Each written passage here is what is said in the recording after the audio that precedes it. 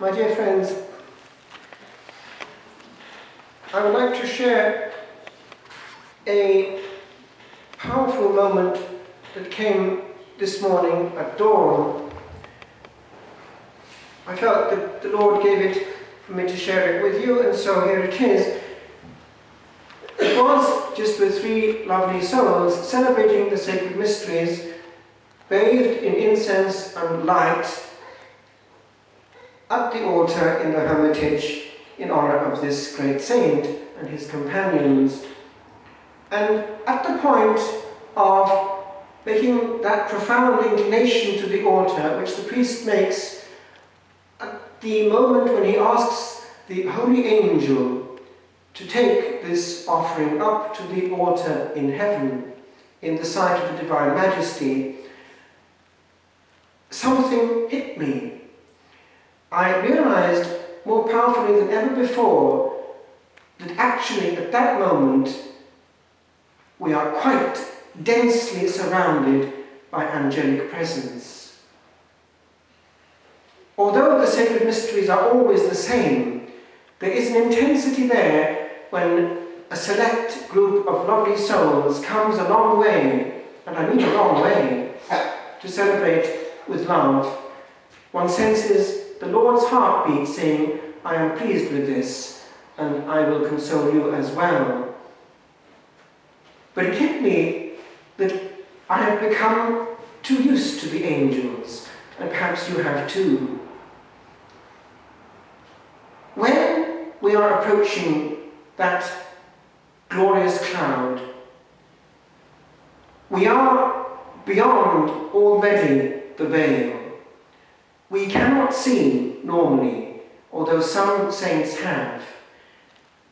But there are more angels than we can possibly imagine. And even there at the altar, and even here right now, we are probably in the company of a great throng. Now, there are corollaries to all that. Firstly, that we do not just crash into that presence. As there is in this old rite a gradual crescendo, we come here, we come from the back of the church surrounded by music, which by the way is the echo of the angelic song. Harmony and beauty is something extra special in the realm of singing, which echoes actually something which is not of human origin. Because remember, harmony is something which profoundly changes the soul and gives access to joy on a deep, deep level, because God is beauty on every level. Therefore, the creating of an atmosphere already as we come into church is an invitation to come into glory. And then as we come up the altar steps with this progression of prayers in profound inclination, absorbed and made ready, we come and then we kiss the altar, and we come progressively closer to what we would say today, the crunch.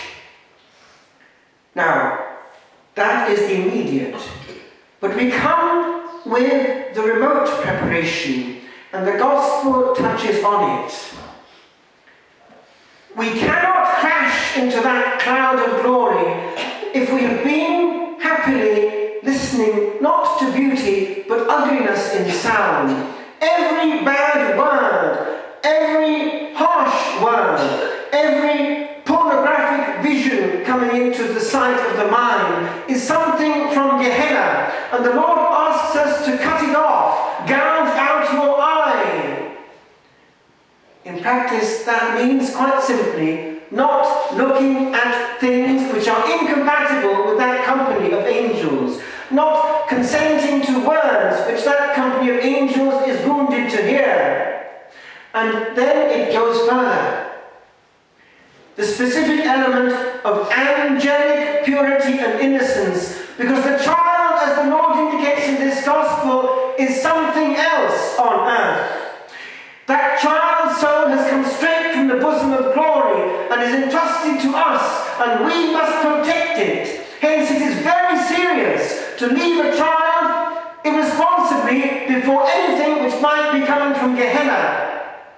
And those in the media who are at prime viewing time allowing children to see things which even adults should be ashamed to see, are doing this great sin of which the Gospel speaks, scandalizing children.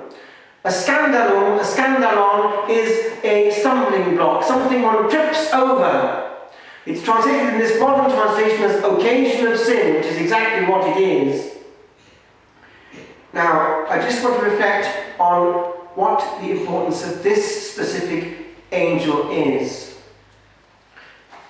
Father Michael, the parish priest here, although he's about to be moved, gave me a whole load of icons on paper, quite lovely Russian and Greek icons, and this one is, of course, St. Michael, of course, the patron of this saint. A very interesting icon we have there too, by the lamp, by a modern artist, iconographer who's actually a priest.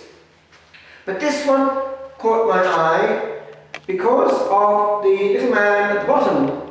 Now you can see it's a very powerful angel, a majestic prince of glory, a head of armies with great power to destroy and to fulminate.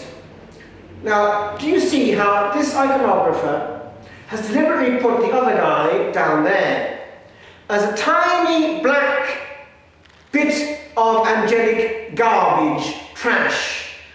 That's what your man is. Nothing at all. Driven out of his place in glory. Now, what happened is this. He was, this man down there, this fallen bit of angel stuff, the brightest of all, the bearer of light, as his name, Lucifer, suggests. It would seem, from mystics and theologians, that just as later on, for man, there was not to be automatic fullness. He wanted only willing collaborators. Therefore, there was some kind of test. And we think that it was the showing of the incarnation, and they would not adore something apparently smaller than themselves. Now, what actually happened is not just as simple as that. The experts and mystics will tell us this. Satan thought that Almighty God, being mercy itself, would not, in the last resort, hold him responsible and would find a way of adjusting. Because hell did not exist. It was only bliss and goodness. He was not used to anything else. But because of his complete responsibility, not like us who are lesser creatures, that rebellion, original pride, wanting to be like God, the opposite of Michael, who is like God, Michael, that was instantaneous and irreversible. And at that point, he was dragging the angels, if he could, all of them, down into his realm. That suddenly became from beauty, ugliness, and demonic hatred. But forever, he could not come back. He was fixed in hatred. Michael was made at that point more brilliant and more powerful, the chief of all the angelic host. And he drove them out in a cosmic battle which we don't know the dimensions of, something probably atrociously great. By the way, the mystics too tell us that Our Lady also came into that as something foreseen, because the devil also had some intuition at that point of this most beautiful of creatures who would one day be his queen. Hence you see what's coming afterwards, the hatred when it comes to Our Lady. Anyway, down he came. But this fundamental hatred, envy, green envy, was there in the depths of his being. He had it in, as we would say, for God. But then, you see, we came along. Aeons later. We came into something which was already a bit off key. There was evil in the cosmos. And this evil saw that there were new beings of a lesser order risking to take his place in glory. Now, do you see why? He hates our soul. He can't bear the thought that we'll get in there when he's lost it. So what does he do?